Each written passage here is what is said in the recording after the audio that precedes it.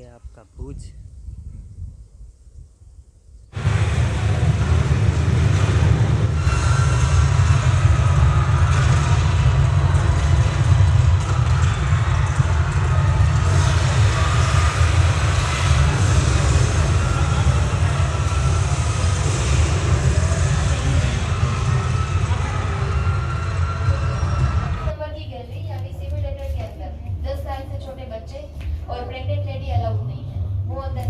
उसके बाद आप यहाँ पे रखेंगे फॉसिल को देखेंगे जो 15 से 20 करोड़ साल पुराने हैं और सभी ओरिजिनल है। आपका गोला था, फिर उसमें टेक्टोनिक्स प्लेट और पर्यावरण में बदलाव आने की वजह से उसमें जीवन कैसे संभव हुआ वो यहाँ वीडियो के माध्यम से देखेंगे। धोलावीरा, कुलकोटा, लोथल, कच्छ रहिंग बॉर्डर में घूमेंगे।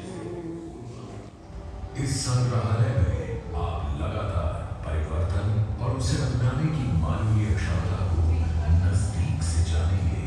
यह यात्रा धरती के जन्म लेने से शुरू होगी और उस कल तक जाएगी जिसका निर्माण हम सब मिलकर कर रहे हैं।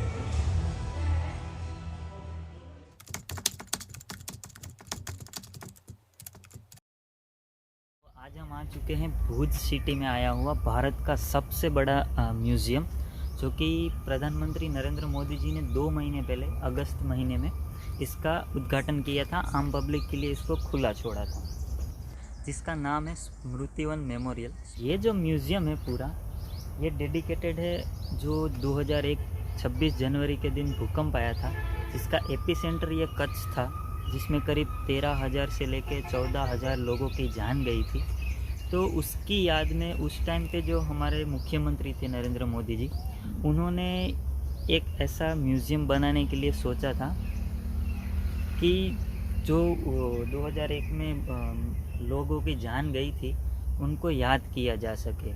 तो उनकी याद में ये पूरा म्यूज़ियम बनाया गया है और ये म्यूज़ियम पूरे भारत में, इससे बड़ा म्यूज़ियम और कहीं नहीं है भारत में, ये सबसे बड़ा म्यूज़ियम है भारत में। तो यहाँ पे हम आए हैं कि ये इतना बड़ा म्यूज़ियम है, तो यहाँ पे काफ़ी कुछ चीज़ें बनाई गई हैं जो कि घूमने लायक है। उसमें एक स्मृति कुंड है जो कि अलग अलग कई जगह पे स्मृति कुंड बनाए गए हैं, एक सनसेट पॉइंट है और एक म्यूज़ियम है। तो सभी जगह पे अलग अलग टिकट है। एक तो आपको एंट्री टिकट लेनी पड़ती है जो कि मेन एंट्रेंस है, वहाँ से आप एंटर करोगे तो 20 रुपये की वो टिकट आपको सिर्फ एंट्री के लिए मिलेगी। बाकी अगर पार्किंग आपको लेनी है, ये बाइक या कार पार्क करनी है, तो उसकी टिकट अलग है और म्यूज़ियम में जाने के लिए अलग टिकट है। बाकी जो स्मृति कुंड है और जो ये सनसेट पॉइंट है वहाँ पे अभी हम जाएंगे तो पता चलेगा क्या है वहाँ पे, वो आगे आपको दिखाएंगे। और हम चल पड़े स्मृति कुंड और सनसेट पॉइंट देखने के लिए। ये वाले वीडियो में काफ़ी सारी इन्फॉर्मेशन दी गई है, तो बिना स्किप किए पूरा वीडियो देखना, तभी आपको पता चलेगा यहाँ पे क्या क्या है और क्या क्या देखने लायक है।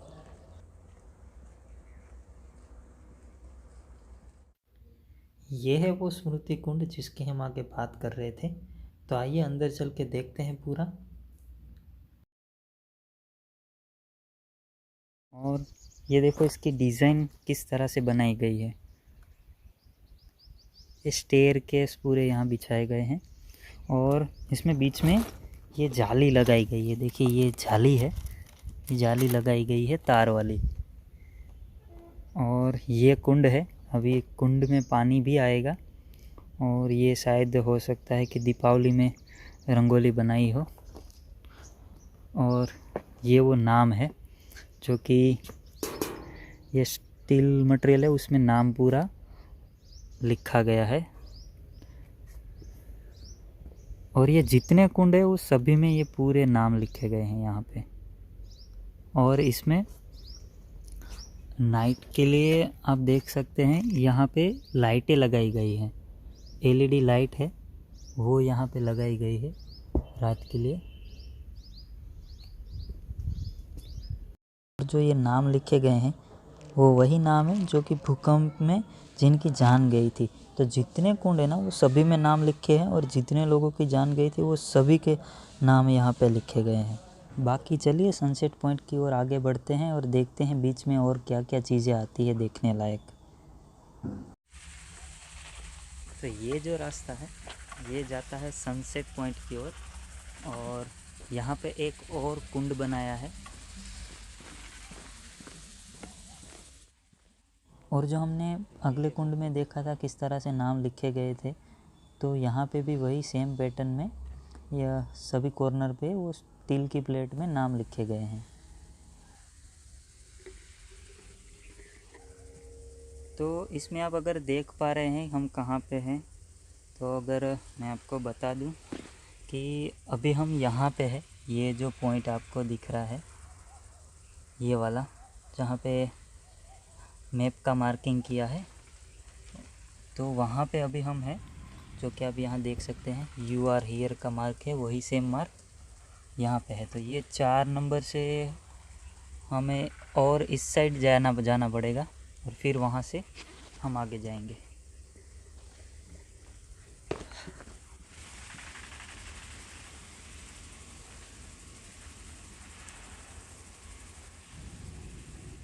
और यहाँ पे ये जो आपको सामने पर्वत दिखाई दे रहा है, इसी पर्वत के ऊपर ये म्यूज़ियम बनाया गया है। और पर्वत के ऊपर आपको दीवार दिखाई दे रही होगी, उसी दीवार के ऊपर से हमने इससे पहले एक वीडियो बनाया था जब ये म्यूज़ियम में अंदर एंट्री नहीं थी। तो ऊपर से भी ये म्यूज़ियम कैसा दिखता है वो अगर आपको देखना है तो आप वो वीडियो हमारा देख लीजिए। लिंक हम डिस्क्रिप्शन में भी डाल देंगे और लास्ट एंड स्क्रीन में भी डाल देंगे। बाकी ये जो आप पूरा बीम देख रहे हैं वो पूरे स्मृति कुंड है, और जो लास्ट में वहाँ पे आप देख रहे हैं, थोड़ा जूम करके दिखा देता हूँ, वो है सनसेट पॉइंट। तो अभी पूरा हमें ये रास्ता है, तो ये पूरा रास्ता से होके हुए हमें वहाँ तक जाना है घूमते घूमते। और वो पॉइंट हमने उस वीडियो में भी कवर किया है जो पहले मैंने आपको बोला था। तो ये पूरा वहाँ तक रास्ता जाता है और वो सनसेट पॉइंट है। तो देखते हैं अगर कहाँ तक जा पाते हैं हम। क्या ज़बरदस्त व्यू आ रहा है यहाँ से, देखिए एक बार, बहुत ही सुंदर व्यू दिख रहा है यहाँ पे। अगर यहाँ तक आपको वीडियो अच्छा लगा हो तो चैनल को सब्सक्राइब ज़रूर कर दीजिए। ये आ गया आपका भुज। ये जो आपको कुंड दिख रहे ना, वहाँ से तो हम होके आए हैं। अभी और हमें चलना पड़ेगा 1 किलोमीटर शायद, जो कि ये रहा वो सनसेट पॉइंट। और ये पूरा पर्वत, और पर्वत के ऊपर ये पूरी बाउंड्री लगाई हुई।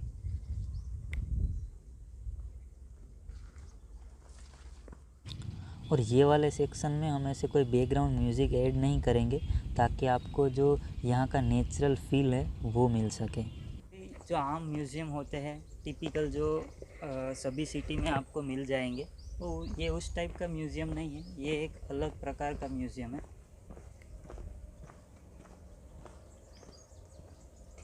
तो यहाँ पे देखिए ये, और कई जगह पे यहाँ पे ऐसे पॉज पॉइंट बनाए गए हैं, क्योंकि यहाँ पे बहुत ज़्यादा चलना पड़ता है, तो इसी वजह से ये पॉज पॉइंट बनाए गए हैं जहाँ पे आप आराम से थोड़े टाइम के लिए रुक सकते हैं, आराम कर सकते हैं।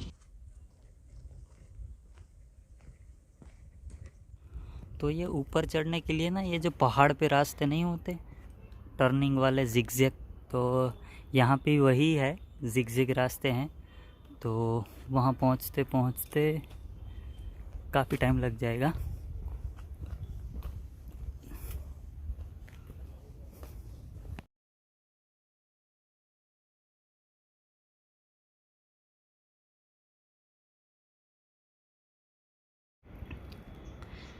तो ये अभी हम आधे रास्ते पहुँचे हैं, और वहाँ से आप भुज सिटी का व्यू देखिए। और वो है म्यूज़ियम, वहाँ पे हमें जाना है सनसेट व्यू देखने के बाद। और ये जो कुंड देख रहे हैं जो हमने आपको दिखाए थे, वो सारे कुंड है। जो जहाँ पे भी आपको ये बीम दिख रहे हैं ना, वो सारे कुंड है।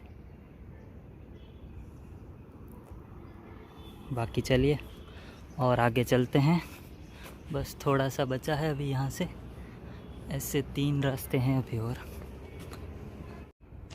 और ये हम सनसेट पॉइंट जहाँ पे है वहाँ पहुँच चुके हैं और वहाँ से व्यू कुछ इस तरीके से मिलता है, जो कि आप भुज सिटी और स्मृति वन पूरा जो पार्क है, म्यूज़ियम है, वो आप देख सकते हैं।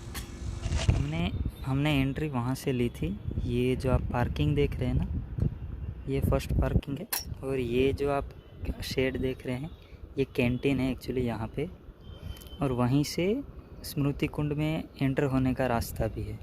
तो ये पूरा हम घूम घूम के यहाँ तक पहुँचे हैं। चूल्हा गेलो है इको सेमा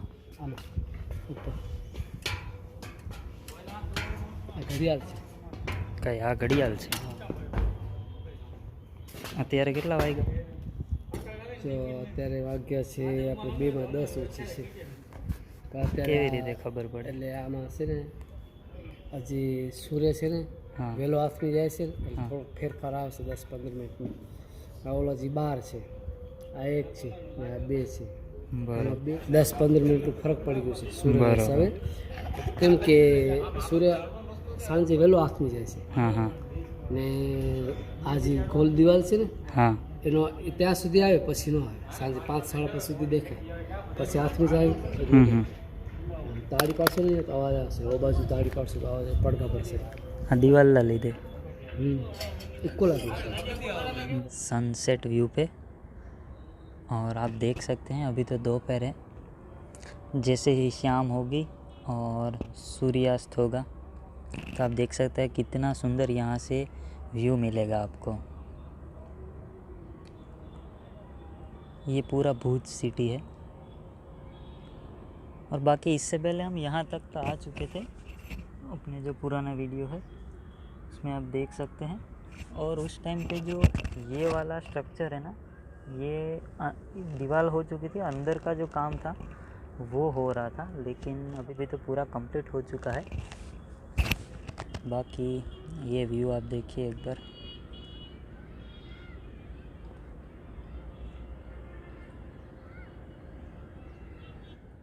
तो सनसेट व्यू तो देख लिया है और अभी हम यहाँ पे जा रहे हैं जो अपना म्यूज़ियम है वहाँ पे। तो वहाँ पहुँचते पहुँचते 1-आध घंटा लग जाएगा, क्योंकि यहाँ से कुछ 1-आध किलोमीटर तो नीचे का रास्ता है और वहाँ से फिर और 1 किलोमीटर जो म्यूज़ियम है वो दूर है। तो 1-आध घंटा लग जाएगा। बीच में एक कैंटीन भी है तो थोड़ा बहुत नाश्ता वहाँ पे करेंगे। बाकी आप कमेंट में बताइए आपको सनसेट पॉइंट कैसा लगा, क्योंकि अगर सनसेट देखना है तो आपको शाम को ही आना पड़ेगा, दोपहर में तो आपको क्या ही सनसेट देखने को मिलेगा।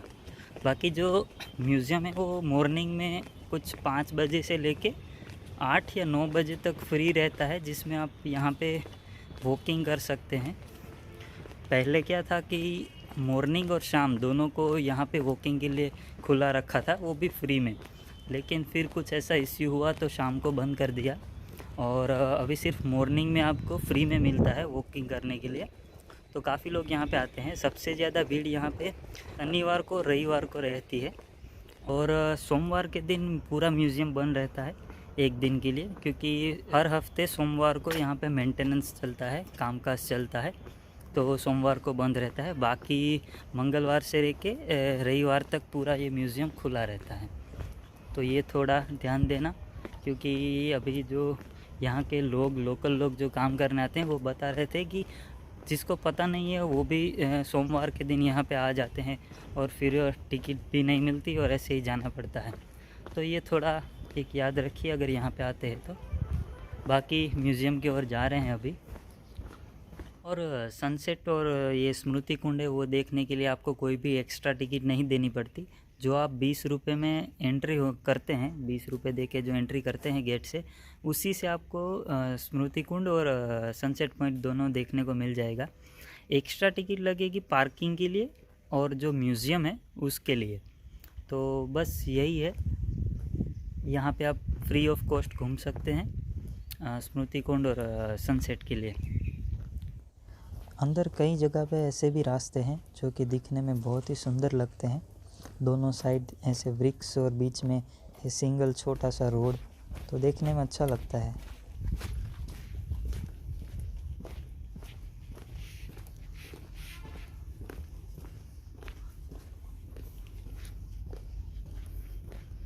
और एक यहाँ की अच्छी बात है कि सारी जगह पे मैप लगाए गए हैं।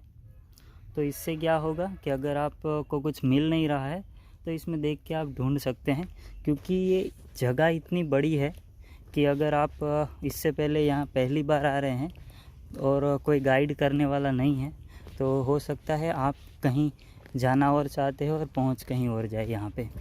तो इसकी वजह से यहाँ पे सारी जगह पे ये मैप लगाए गए हैं। तो इससे क्या आप जहाँ जाना चाहते हैं वहाँ आसानी से आप पहुँच पाए। ये देखिए यहाँ भी है। ये जितने कुंड है ना, वो कुंड और जो टर्निंग पॉइंट है, इसके टर्निंग है, वहाँ पे सारी जगह पे ये दिए हुए हैं।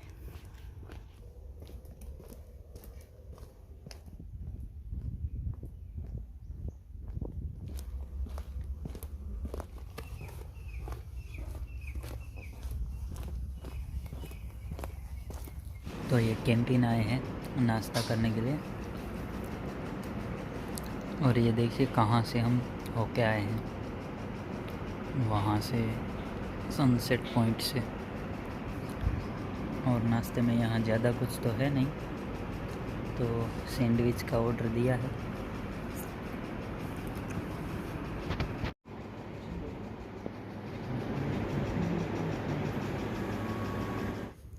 और अभी टाइम हो चुका है 3 दोपहर के। तो चलिए अभी जल्दी चलते हैं म्यूज़ियम की ओर और देखते हैं म्यूज़ियम यहाँ का, जो कि अभी वो एक ही चीज़ है जो बाकी रही है। और ये स्मृति वन के अंदर का रास्ता है जो कि म्यूज़ियम की ओर जाता है। और ये देखो,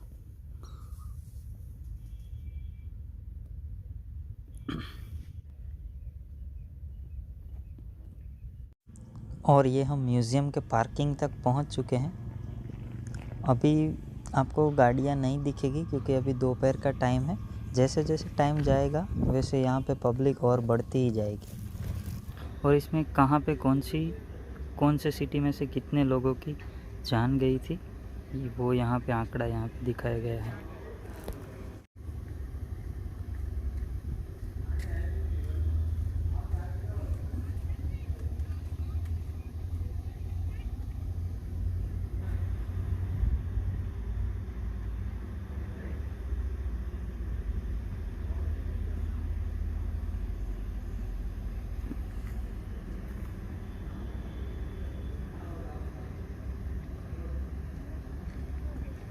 और ये पूरा मैप। और फाइनली 1-1.5 घंटे कंटिन्यूस चलने के बाद हम पहुंच गए आखिरकार स्मृति वन अर्थक्वेक म्यूज़ियम। और इनका शिलान्यास 28 अगस्त 2022 को हुआ था हमारे माननीय प्रधानमंत्री नरेंद्र मोदी जी द्वारा। तो आइए बिना कुछ देरी के अंदर चलते हैं और पूरा म्यूज़ियम देखते हैं। आप बिना वीडियो को स्किप किए पूरा वीडियो देख, आपको बहुत कुछ देखने को मिलेगा। Reception area.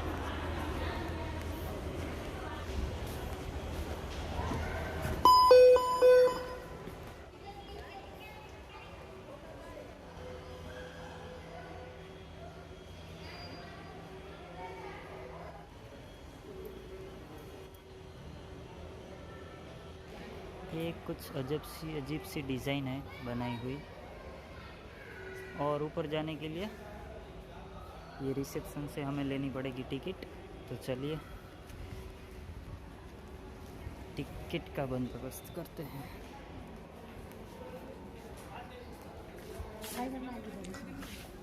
तो ये हम आ चुके हैं रिसेप्शन एरिया में और वो डिज़ाइनें पूरी यहाँ से स्टार्ट हो रही है और पूरी घूम घूम के लास्ट एंड तक जा रही है।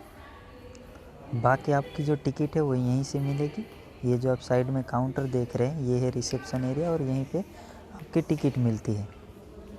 तो चलिए पहले टिकट लेते हैं, कितनी टिकट है वो हम देख लेते हैं। बाकी यहाँ पे कुछ गाइडलाइंस है जो कि हम दिखा दे रहे हैं, आप एक बार वीडियो को पॉज करके पढ़ सकते हैं।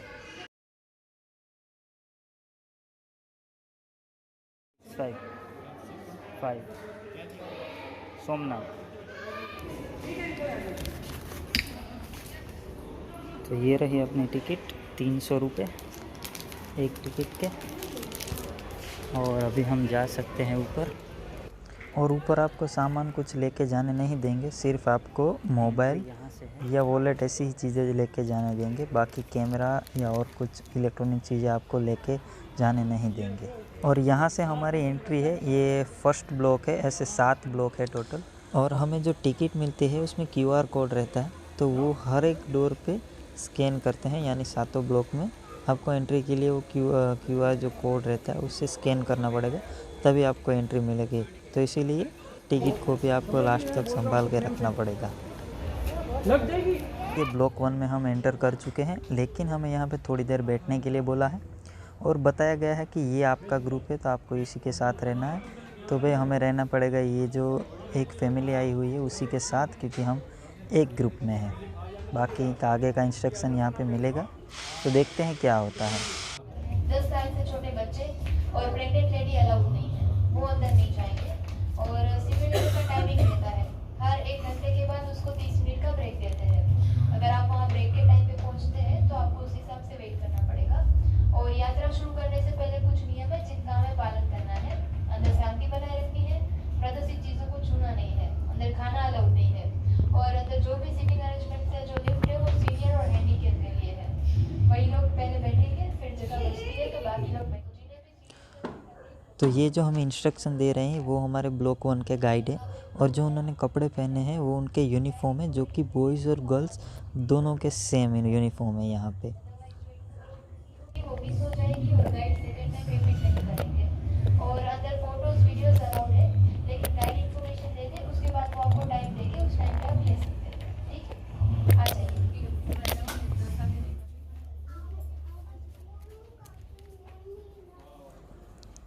और इन्फॉर्मेशन हमें मिल गई है, आशा करते हैं आपको भी सुनाई अच्छे से दिया होगा। थोड़ा बहुत प्रॉब्लम था, एडजस्ट कर लीजिएगा। बाकी अभी यहाँ पे चलते हैं आगे ये ग्रुप के साथ और देखते हैं आगे क्या क्या देखने को मिलता है।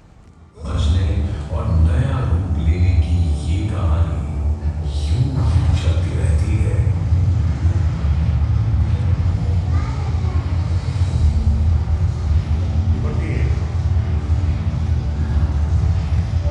परिवर्तन को संसार अपनाता है कि वो नित नया रूप ले सके।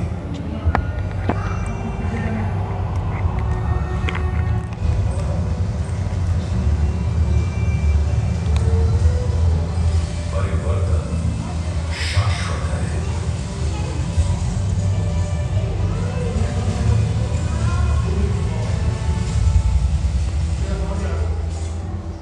इस संग्रहालय में आप लगातार परिवर्तन और उसे अपनाने की मानवीय क्षमता को नजदीक से जानेंगे। यह यात्रा धरती के जन्म लेने से शुरू होगी और उस कल तक जाएगी जिसका निर्माण हम सब मिलकर कर रहे हैं। सभी लोग इस तरफ देखेंगे, ऊपर शिल्प की ओर देखना है हमें। वर्तमान समय में इस जगह पे हवा की क्या गतिशीलता है उसको यह शिल्प दर्शाते हैं। हवा जितनी ज़्यादा गतिमान होगी, शिल्प उतने ज़्यादा मूवमेंट करेंगे। उसके बाद आप पीछे देखेंगे, स्क्रीन की ओर देखना है। वर्तमान समय में इस जगह पे हवा की क्या गतिशीलता है वो हमने देख लिया। यहाँ पर हम देखेंगे बचाव और हिमालय क्षेत्र में जमीन के अंदर जो भी वाइब्रेशन हो रहे हैं, जो कंपन हो रहे हैं, उसके लाइव रीडिंग्स आप यहाँ पे देख पाएंगे बचाव और हिमालय क्षेत्र में।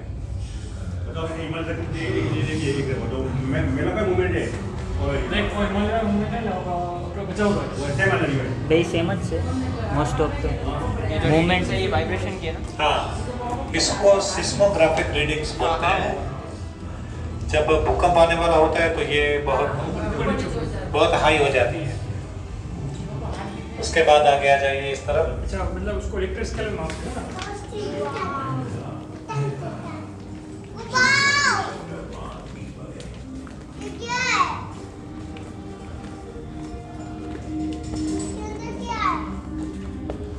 रुक जा।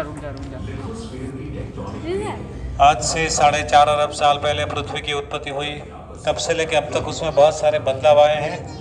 आगे के 4 मॉडल में हम पृथ्वी की रचना और उसके घटक के बारे में जानकारी लेंगे। पहले मॉडल में आप देख सकते हैं पृथ्वी का केंद्र दिखाया गया है, जिसका तापमान 5430 डिग्री सेल्सियस जितना है।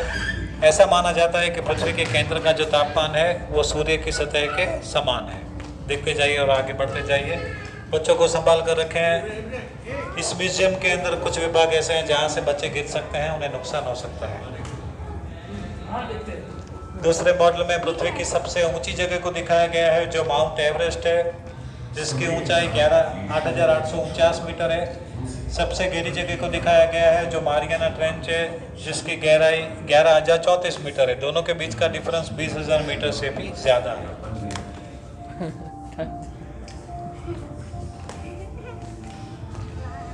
तीसरे मॉडल में मानव और मशीनरी के द्वारा किया गया पृथ्वी के ऊपर का सबसे गहरा बोरहोल दिखाया गया है, जो रसिया में स्थित है, जिसका नाम है कोला सुपर डीप बोरहोल। वो लोग 12.2 किलोमीटर तक ही गहरा बोरहोल कर पाए हैं। आगे तापमान ज़्यादा होने की वजह से मशीनरी डैमेज हो जाती है, तो हम 12.2 किलोमीटर से आगे नहीं जा पाए। चौथे मॉडल में दिखाया गया है कि जीवाश्म कैसे बनते हैं, फॉसिल। कोई भी आपदा के कारण वृक्ष और प्राणी हैं वो जमीन के अंदर दब जाते हैं, करोड़ों साल के बाद वो चट्टान में परिवर्तित हो जाते हैं, जो हमें फॉसिल के रूप में मिलते हैं। देखने के बाद यहाँ पर आ जाइए इस तरफ।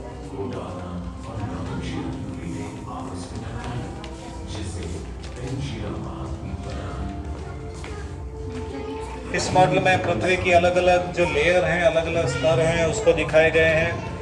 केंद्र में आप देख सकते हैं inner core, outer core, mental और क्रस्ट। क्रस्ट पे हम सभी लोग रह रहे हैं। उसके बाद आगे आ जाएंगे यहाँ पर। जिंदगी भी यहाँ आए बदलावों और उनकी चुनौतियों को स्वीकार कर उनके अनुरूप ढलती रही। कुछ प्रजातियों ने बनाया। इस मॉडल में टेक्टोनिक प्लेटों की सीमाएं और उसकी वर्तमान स्थिति को दिखाया गया है।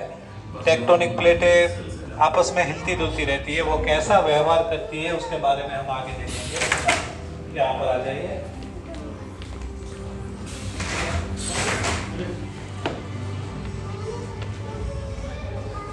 यहाँ पर टेक्टोनिक प्लेटों की 3 मूवमेंट को दिखाया गया है। जब 2 टेक्टोनिक प्लेटें एक दूसरे से दूर जाती है तो बीच में बड़ी बड़ी खाई बन जाती है। एक दूसरे से टकराती है तो हिमालय जैसे बड़े बड़े पहाड़ बन जाते हैं। जब एक दूसरे से समांतर आती है इस तरह से तो भूकंप और ज्वालामुखी जैसी आपदाएं आती हैं। एक दूसरे से ऐसे सबडक्शन की क्रॉसिंग। हाँ, जब भूकंप आने की संभावना बढ़ जाती है या ज्वालामुखी आ जा सकता है। हाँ। उसके बाद आप यहाँ पे रखे गए फॉसिल को देखेंगे, जो 15 से 20 करोड़ साल पुराने हैं और सभी ओरिजिनल है। की तरफ बढ़ने लगा। इनके टकराने से ये 15 से 20 हजार साल करोड़ साल और ये ओरिजिनल है। कच्चे के पत्ते से मिले हुए हैं। भारतीय उपमहाद्वीप के उत्तर पश्चिमी इलाके की टेक्टोनिक प्लेटें निरंतर सक्रिय है। लिथोस्फीयर की टेक्टोनिक प्लेटें लगातार हिलती हैं। उनमें पहले ये अंगरा ठंडा होकर फिर पृथ्वी बनी है। ये जो पत्थर आप देख रहे हैं ये 15 से 20 करोड़ साल पुराने हैं आगे का वीडियो स्टार्ट हो गया है। और वो भी खत से मिले हुए हैं। बच्चे को साथ में लेके 4.5 लाख साल पहले पृथ्वी एक आग का गोला था। फिर उसमें टेक्टोनिक प्लेट और पर्यावरण में बदलाव आने की वजह से उसमें जीवन कैसे संभव हुआ वो यहाँ वीडियो के माध्यम से देखेंगे। तो वेट चाहिए यहाँ पे। परिवर्तन शाश्वत है। यह पृथ्वी जो मनुष्य का एकमात्र निवास स्थान है, निरंतर परिवर्तन से गुजरती रही है। टेक्टोनिक प्लेटें निरंतर सक्रिय हैं। लिथोस्फीयर की टेक्टोनिक प्लेटें लगातार हिलती हैं। उनमें पहले भी हलचल होती थी और भविष्य में भी होगी, जिससे भूकंप आएंगे, कंपन होगा और नए बदलाव आते रहेंगे। आने वाले कुछ दशकों या शताब्दियों में महाद्वीपों की स्थिति और रूप में परिवर्तन होते रहेंगे, पर इन बदलावों के आगे संसार और मानव ने कभी हार नहीं मानी, बल्कि स्वयं को नई परिस्थितियों के अनुसार ढाल लिया। लगातार होने वाले परिवर्तन और उसे अपनाने की मानवीय क्षमता की ये कहानी यूं ही चलती रहती है।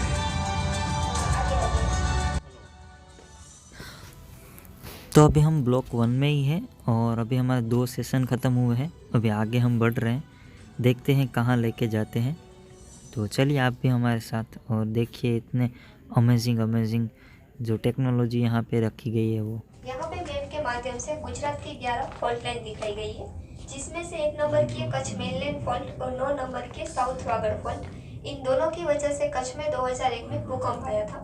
1 नंबर की और 9 नंबर की प्लेटें परस्पर समांतर व्यवहार करती है तब भी भूकंप आता है। तो कुछ प्लेट ऊपर चली जाती है, कुछ प्लेट नीचे आ जाती है, जिनकी वजह से उसमें दबाव ज़्यादा आता है। इनकी वजह से भी भूकंप आता है।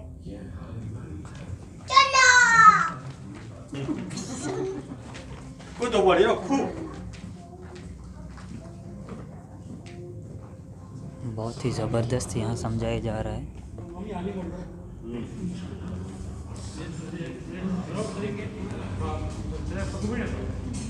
जहाँ जीवन की यहाँ पे आदि मानव से मानव का सफर देखेंगे।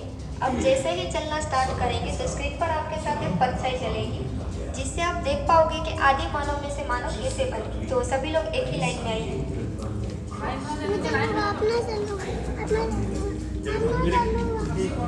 आदि मानव में चलो कैसे मानव बना देखो देखो आदि मानव मानव कैसे बने दिखेगा।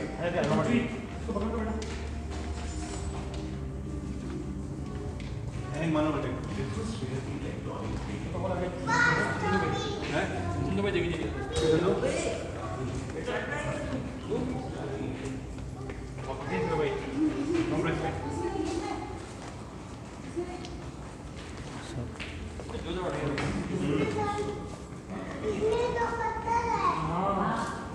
यहाँ पे सिंधु घाटी सभ्यता का 5000 साल पुराना ट्रेंड मैप दिखाया गया है।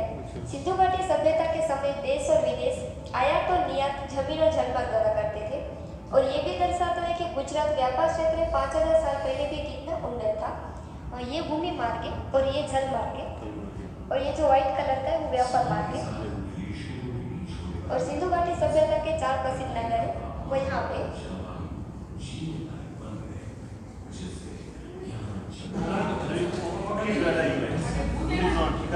धोलावीरा, सुरकोटा, लोथल, कच्छ हिंद बॉर्डर में घूमेंगे। यहाँ पर सिंधु घाटी के 4 प्रसिद्ध नगर के मॉडल रखे गए। सबसे फर्स्ट धोलावीरा का मॉडल है। फर्स्ट नंबर में आप देख रहे हो धोलावीरा, हाँ वो मानसा नदी, ये सेकंड बनहर नदी। इन 2 नदियों के बीच में था ये खूबसूरत धोलावीरा, जो अपनी जल संचय प्रणाली के लिए प्रसिद्ध था। 5000 साल पहले भी वहाँ की गटर व्यवस्था बहुत अच्छी थी, वहाँ के रास्ते चौड़े थे, वहाँ की रहनी करनी भी बहुत अच्छी थी। एक टाउन प्लानिंग बोल सकते हैं 5000 साल पहले भी। लोथल,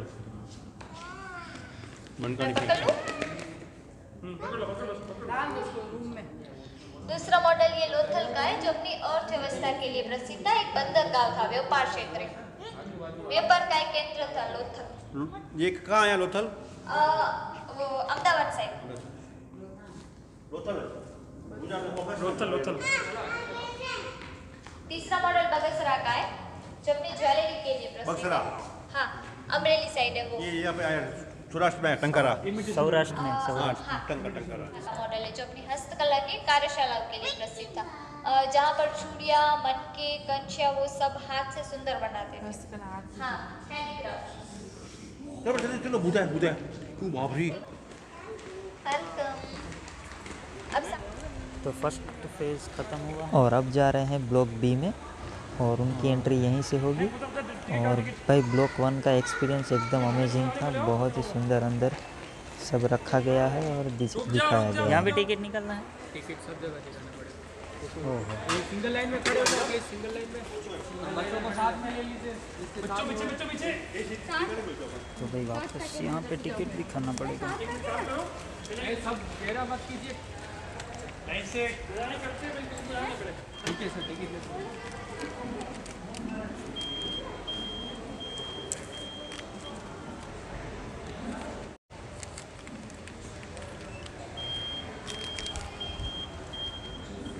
उसकी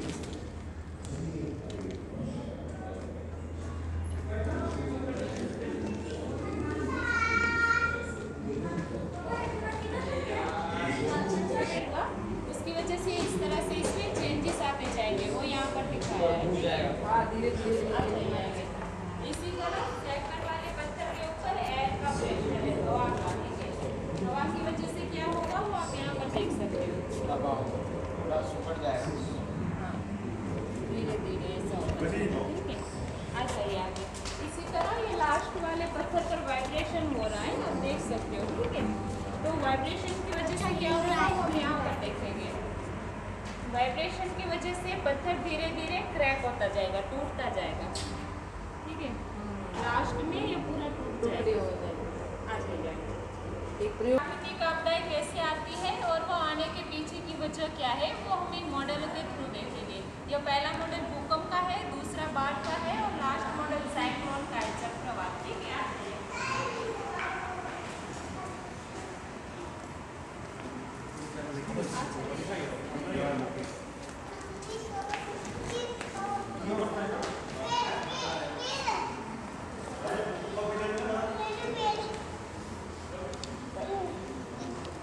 यहाँ पर यह भूकंप का मॉडल दिखाया है। भूकंप का जो केंद्र बिंदु होता है, जैसे वो फर्स्ट वाली लाइन है, उसको हाइपोसेंटर कहा जाता है। और भूकंप की तीव्रता जिस विस्तार तक फैली होती है, जैसे ये लास्ट लाइन है, उसको एपिसेंटर कहा जाता है। वो इस मॉडल के थ्रू दिखाया है। आगे आ जाइएगा।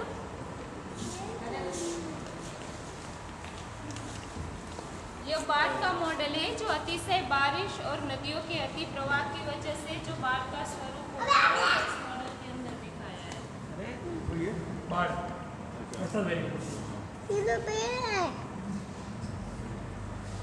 ये पेड़ नहीं है। हाँ, ये साइक्लोन का मॉडल है। थोड़ा 1 मिनट जितना टाइम लगेगा, ये पूरा यहाँ से बढ़ेगा, कैसे ऊपर होता है वो इसके अंदर दिखाया जाएगा। यहाँ पे साइक्लोन के बारे में दिखाया गया है कि साइक्लोन कैसे आता है और किस तरह से वो पूरे ज़मीन को डैमेज कर सकता है, तबाही मचा सकता है, उसके बारे में यहाँ दिखाया गया है। और इसके अलावा जो 2 और आपने कुदरती आपदाएं देखी वो, और एक ये 3, यहाँ पे 3 कुदरती आपदाएं के बारे में बताया गया है। इस तरफ आ जाइए अंदर, ठीक है। यहाँ पर कच्छ का बनी प्रदेश दिखाया है। इस प्रदेश में आबोहवा में जो चेंजेस होते हैं और कौन सी ऋतु में कौन कौन से पशु पक्षी आते हैं वो यहाँ टैबलेट स्क्रीन के माध्यम से देखेंगे। यहाँ पर 3 ऋतुएं दी गई है, समर, मानसून और विंटर। आप कोई भी ऐसे ऋतु सिलेक्ट करेंगे, यहाँ पर हाईलाइट होगा। जैसे हम समर में देखेंगे ये बनी बफेलो, तो वो यहाँ पर इस तरीके से आ जाएगा, ठीक है। चिंकारा है, हाँ, बनी प्रदेश। यहाँ पे जैसे ऋतु सिलेक्ट करेंगे ना, यहाँ की आबोहवा में चेंजेस हो जाएगा। वहाँ से देख सकते हो सन 1800 से लेके लास्ट में 2000 तक की है।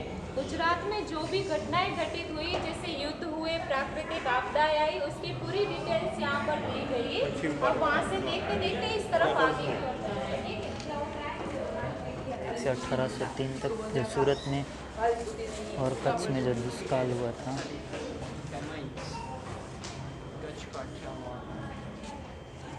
1803 से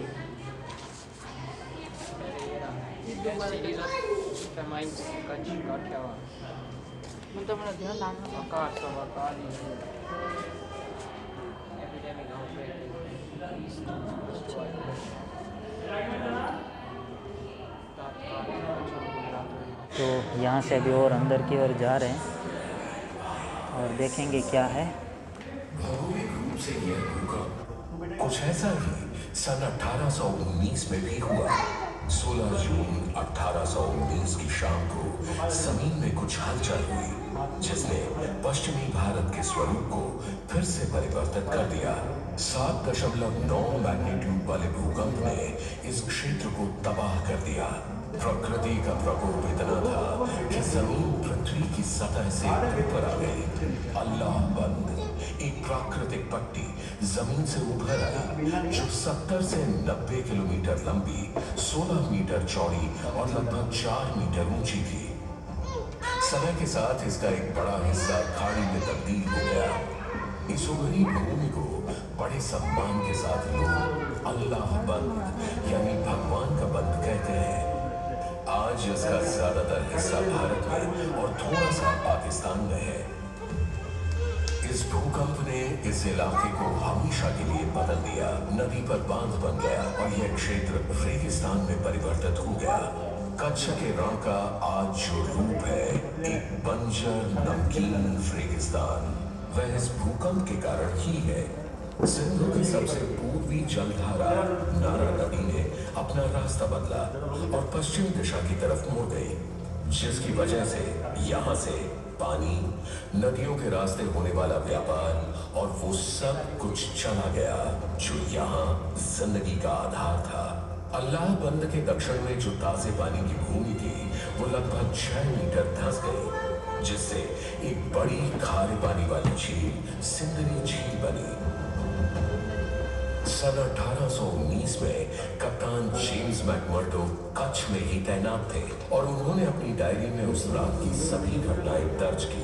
घबराहट और भय उत्पन्न करने वाली गहरी आवाजें, तबाही की सूचना देता धरती का कंपन, इमारतों का विध्वंस, बेचैनी और दहशत, एक बयान न की जा सकने वाली भयावह सनसनी। भौगोलिक रूप से यह भूकंप सहभूकंपीय सतह विरूपण का प्रमाण था। इंट्राप्लेट कच्छ रिफ्ट बेसिन में क्रस्टल के निरंतर सिकुड़ने और दबाव का सबूत। अभी यहाँ से और आगे जाएंगे, देखते हैं क्या है। प्राचीन समय में आती थी तो ऐसे भूखे में रहने वाले लोगों को कम से कम जान आनी होती थी। और यहाँ इस तरफ दर्शनीय प्रणाली के स्रोत बताए गए हैं। तो यहाँ पे दिखाया गया है कि जो भूकंप यहाँ पे कंटिन्यूस आते रहते थे, तो यहाँ के लोगों ने भूकंप रोधित घर जो थे वो बनाने शुरू कर दिए थे और वो कुछ इस तरीके से दिखते थे। तो ये आप देख रहे हैं।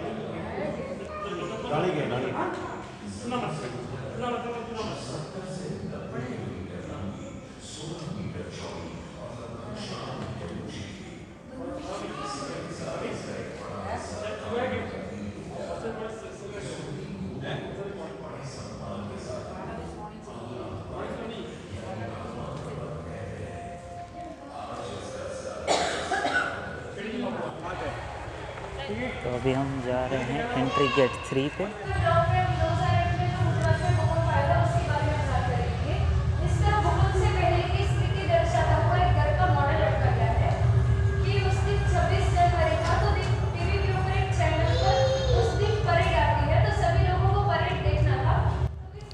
तो भाई यहाँ पे एक ऐसा मॉडल दिखाया गया है कि जब 2001 में भूकंप आया तब लोग कैसे बैठे थे वो 26 जनवरी की परेड देखने के लिए।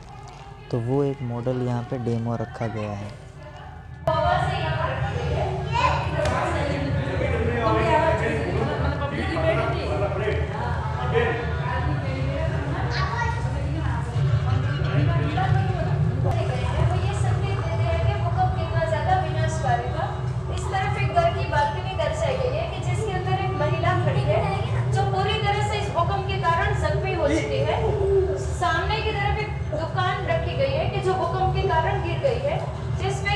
बैठे और एक छोटी बच्ची उनके पास आती है कि जो अपने परिवार वालों से बिछड़ गई है।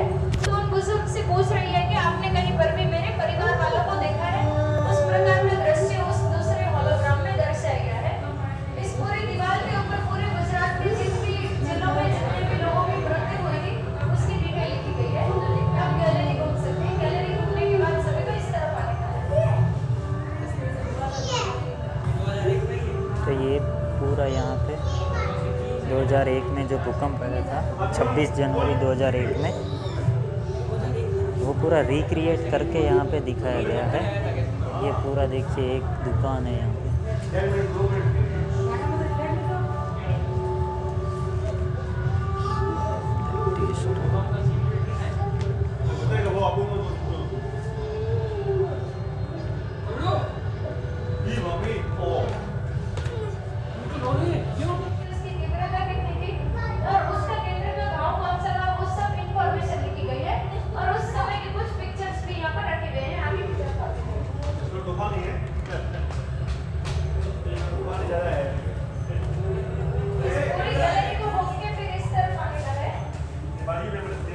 देखो ये पत्थर जो भूकंप आया था उस टाइम पे किस तरह की सिचुएशन हुई होगी वो यहाँ पे दिखाया गया है।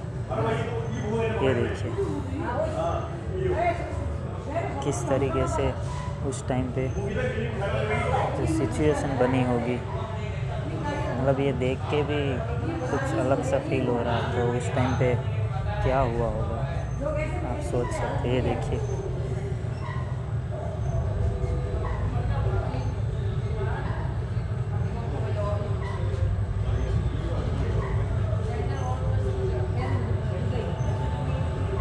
बहुत ही ख़राब सिचुएशन दिखाई गई है।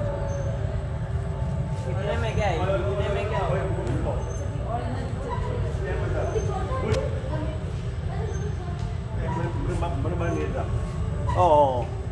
भुज मिलिट्री भी आई थी।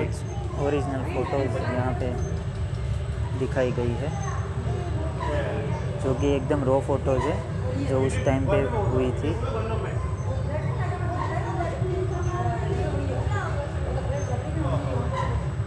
मतलब कोई भी मकान सही नहीं दिख रहा है यहाँ पे।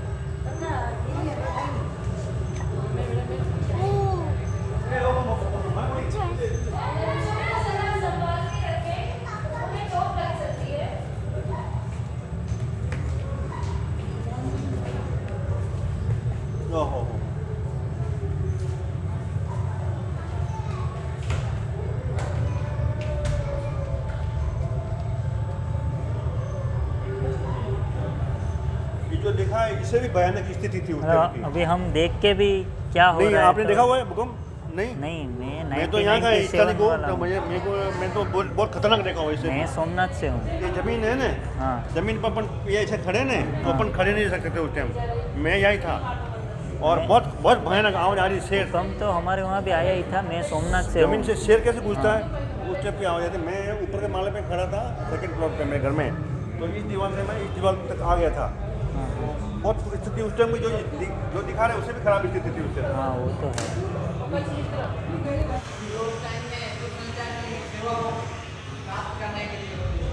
लकड़ियाँ कम पड़ गई थी बताओ।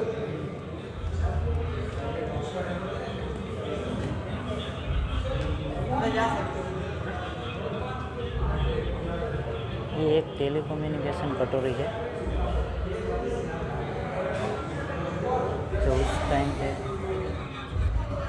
यहाँ पे जो वो भूकंप आया था ना तो कम्युनिकेशन नहीं हो पा रहा था एक दूसरे से उस टाइम पे। तो ये वो दिखाया गया है कि कोई किसी से बात नहीं कर सकता था। मतलब ये डेमो के लिए कि अगर कोई किसी से बात कर रहा है तो सुन नहीं पा रहा है, तो मतलब किसी को अगर हेल्प चाहिए तो कैसे फिर हेल्प लेगा। इसमें क्या है धीरे धीरे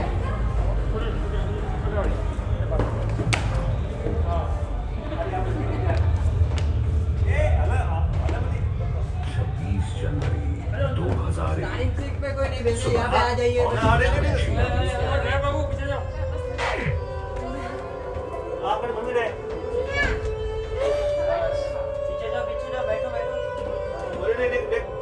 गुजरात को एक जबरदस्त झटका लगा। मौत का पैमाना मोमेंट एम्पलीट्यूड स्केल पर 7.7 मापा गया। कुछ ही क्षणों में हजारों लोग अपने ही घरों में कच्छ, अहमदाबाद, जामनगर, राजकोट और सुरेंद्र नगर ने इसका सबसे ज्यादा प्रभाव झेला। पूरा इलाका देश से लगभग अलग हो गया क्योंकि एक्सचेंज की इमारतों के ढहने से लगभग 80,000 संचार लाइनें टूट गई थी। मलबे का ढेर बना जिला कार्यालय इस आपातकालीन स्थिति को कैसे संभालता? ये real footage It happened. I was the collector. My satellite phone was working. Within 10 minutes, I received a call from the CMO. स्थानीय लोगों, rapid action force units, fire brigade, नगर निगम और गैर सरकारी संगठनों ने भी पहले दिन सैकड़ों को बचाया। भारतीय वायुसेना ने तेज कार्रवाई की IL-76 जैसे बड़े कार्गो विमान और N-32 जैसे बहुउद्देशीय विमानों ने बहुत से उपकरणों, कर्मचारियों, राहत सामग्रियों को जरूरत की जगह पहुंचाया और गंभीर रूप से घायल लोगों को चिकित्सा सुविधाओं तक ले जाने का काम किया। सभी मुख्य अस्पताल और स्वास्थ्य केंद्र खंडहर हो चुके थे। दुनिया के अनेक कोनों से मोबाइल अस्पताल भुज पहुंचे। बसों को आपातकालीन अस्पतालों में तब्दील कर दिया गया। बहुत से देशों ने मदद के लिए हाथ बढ़ाया। डेनमार्क की मेडिकल टीम ने गांधीधाम में और यूक्रेन ने बचाऊ में अस्पताल बनाए। इजरायली पैरामेडिक्स ने भुज में और जापान ने माधापर और कुकमा में चिकित्सा सहायता दी। अंतर्राष्ट्रीय रेड क्रॉस रेफरल अस्पताल और स्पेन रेड क्रॉस इकाइयों के साथ साथ भारतीय चिकित्सक संघ द्वारा बनाए गए चिकित्सालयों ने दिन रात काम करके परिस्थिति को संभाला। इतने बड़े पैमाने की तबाही को संभालने के लिए एक दृढ़ सामूहिक प्रयास की जरूरत थी। भूकंप के पश्चात आए झटकों ने एक हफ्ते तक इस इलाके को हिलाए रखा। इन असंख्य पीड़ितों को शरण देने के लिए बहुत से तंबू और अस्थायी छप्पर लगाए गए। ये सच है कि इस आपदा ने उन लोगों को भारी शारीरिक क्षति पहुंचाई, लेकिन उससे भी ज्यादा गहरा था मानसिक कष्ट और सदमा जो एक लंबे समय तक रहा। तबाही के मंजर, बचाव के लिए पुकारती आवाजें और मजबूर हालात की वो मुर्दा शांति बहुतों को आज भी झकझोर देती है।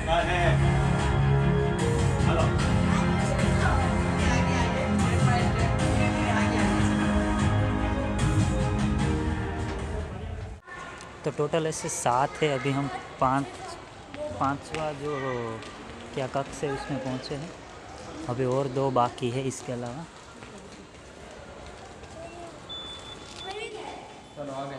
नमस्कार, यह पुनर्विचार ब्लॉग है। हम कुदरती आपदाओं के लिए कैसे तैयार रहें, कैसे जागरूक रहें और कैसे तालीम लें, इसके बारे में इस ब्लॉग में हम जानकारी लेंगे। सबसे पहले यहाँ इंडिया का मैप दिखाया गया है, जिसको 5 अलग अलग लेयर्स में बताया गया है। जहाँ ज़्यादा लेयर्स है वहाँ कुदरती आपदाएँ ज़्यादा आती है और भारत ऐसे टॉप 10 देश में आता है जहाँ कुदरती आपदाएँ ज़्यादा आती है।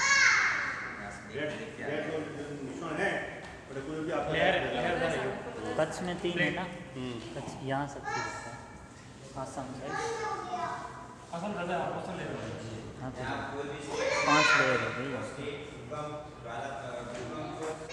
तो यहाँ पे ये जो लेयर है ना वो दिखाई गई 1 2 3 4 5। जो 5 लेयर है वो सबसे ज़्यादा डेंजर है और वहाँ पे सबसे ज़्यादा आता है। ये गुजरात है लेकिन आती है और ये पूरा गिर विस्तार है। तो यहाँ तो एक ही लेयर है, यानी सबसे कम यहाँ पे आप। तो भाई म्यूज़ियम तो बहुत ही सुंदर बनाया है, नो डाउट। ऐसा म्यूज़ियम नहीं होगा कहीं पे, एटलीस्ट भारत में तो कहीं पे नहीं होगा। सबसे बड़ा तो है ही, लेकिन टेक्नोलॉजी में भी अगर आप देखेंगे तो ये बहुत बड़ा क्या बोलते हैं मार्क ले जाता है। अभी तो हम ये जो 5th ब्लॉक है उसमें है, अभी 6th और 7th तो बाकी है। और इसमें क्या 5th ब्लॉक हमारा पूरा हो चुका है और अभी जाएंगे 6th वाले ब्लॉक में। भाई ये देखो लिफ्ट ग्लास वाली।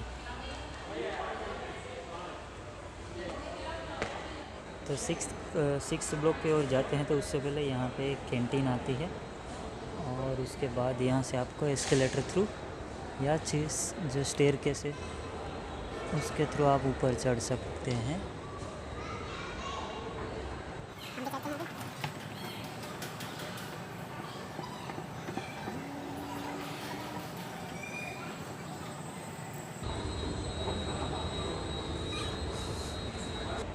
ये ऊपर से पूरा व्यू है लास्ट एंड तक।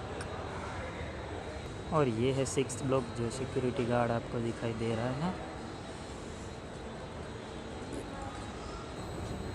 तो 6 नंबर के ब्लॉक में यहाँ एक हाइड्रोलिक सिस्टम लगा है जिससे हमें ये पता चलेगा कि जो 2001 में भूकंप आया था उसका जो रियल फील है वो दिलाया जाएगा। लेकिन अभी 5:30 बजे है और वो चालू होगा 6 बजे, तो उससे पहले कुछ नाश्ता कर लेते हैं यहाँ पे और फिर चलेंगे 6 बजे। ये है म्यूज़ियम के अंदर आई हुई कैंटीन, जो कि आप इसका इंटीरियर देखोगे तो ऐसे बहुत ही मस्त सा बनाया है और डिज़ाइन भी बहुत ही सुंदर रखी गई है। बाकी थोड़ी महंगी है क्योंकि यहाँ पे जो चाय मिलती है वो सिर्फ एक कटिंग चाय का 25 रुपये है। यहाँ पे जो ये वाली है 25 रुपये की एक।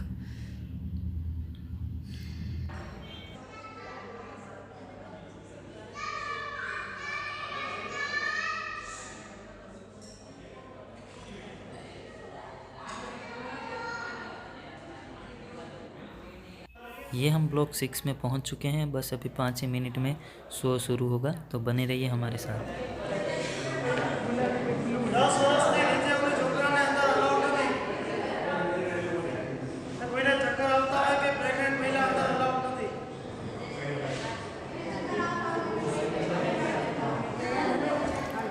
और यहाँ पे इंस्ट्रक्शन ये थी कि 10 साल से छोटे बच्चे और प्रेग्नेंट वुमेंस को अलाउड नहीं है और एक ग्रुप में 5-5 लोगों को यहाँ पे खड़ा होना है। जो ये एंगल दिए है उनको पकड़ के रखना है।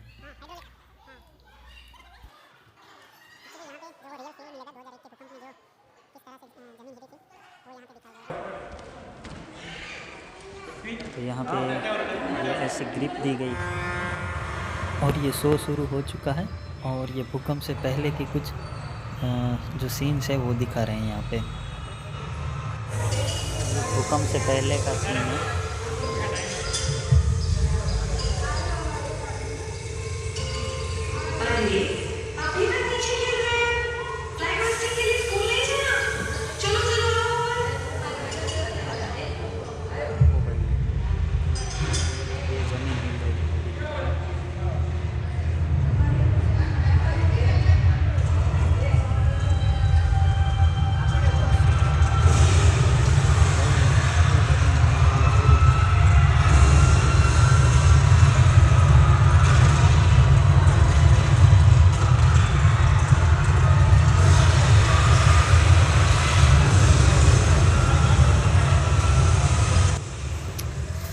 ओ भाई क्या रियलिस्टिक फील है यहाँ पे।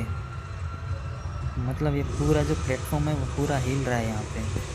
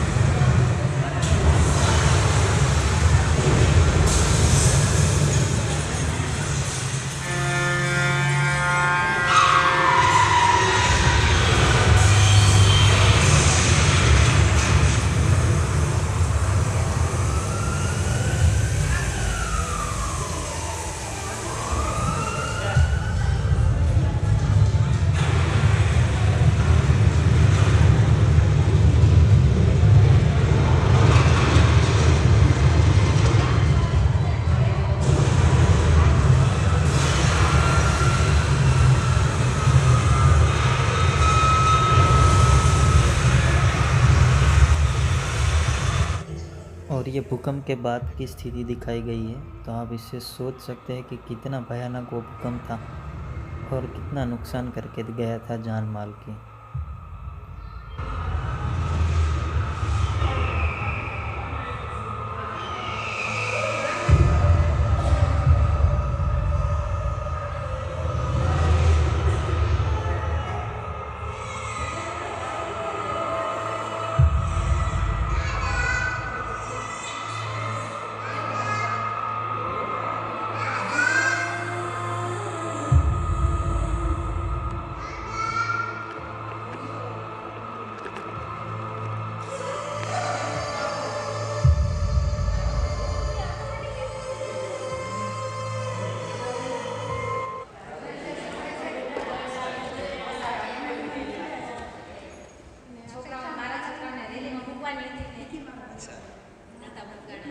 તમને અનુભવ છે લાગ્યો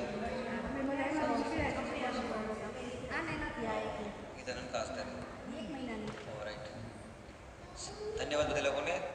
6 नंबर से निकल चुके हैं और अभी 7 नंबर के ब्लॉक में जाएंगे। आई थी 6 नंबर ब्लॉक का जो एक्सपीरियंस था ना वो एकदम अल्टीमेट था। मतलब आपको पूरा रियलिस्टिक फील मिलता है वहाँ पे। तो एक बार ज़रूर से यहाँ आइए और आपको पता चलेगा कि उस टाइम पे क्या परिस्थिति रही होगी।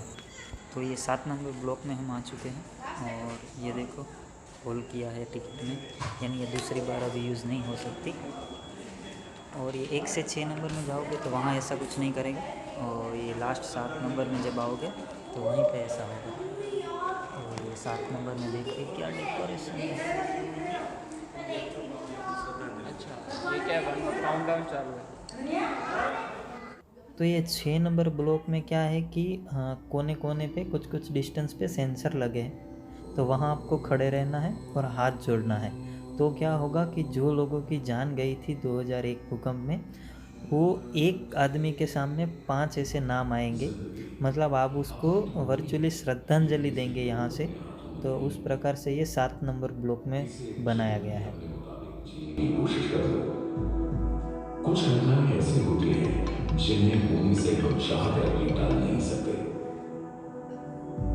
जैसे 26 जनवरी 2001 को हुआ गुजरात भूकंप। ऐसे महाकाय भूकंप के प्रकोप को सबसे दृढ़ भी सहन नहीं कर सकता। इस अराजकता में सिर्फ एक ही चीज टिकी रही और वो थी गुजरात के लोगों की इच्छा शक्ति।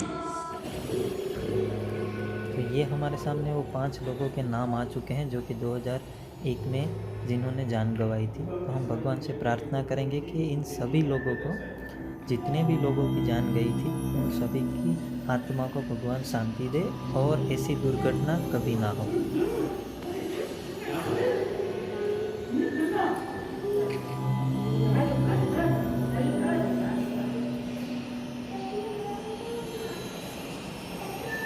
लास्ट शो जो 7 नंबर ब्लॉक में था वो भी ख़त्म हो चुका है और अभी हम जा रहे हैं नीचे जहाँ पे हमने सामान अपना रखा था। वो भी टोकन देते हैं हमें, तो वो भी फ्री में रहता है। तो ये इतना बड़ा वीडियो 1 घंटे का अगर आपने यहाँ तक देख लिया है, और अगर आप चैनल पे नए हैं तो चैनल को सब्सक्राइब कर दीजिए, क्योंकि हम ऐसे ही वीडियोस हर हफ्ते लाते रहते हैं। बाकी कमेंट में ओम शांति लिख दीजिए, और अगर कुछ सजेशन हो तो वो भी डाल दीजिए। बाकी वीडियो अच्छा लगा हो तो वीडियो को लाइक और शेयर भी कर दीजिए। बाकी मिलेंगे आपसे कुछ ऐसे ही इंटरेस्टिंग सी जगह पे नेक्स्ट टाइम अगले हफ्ते। तब तक के लिए keep watching our videos. Thank you.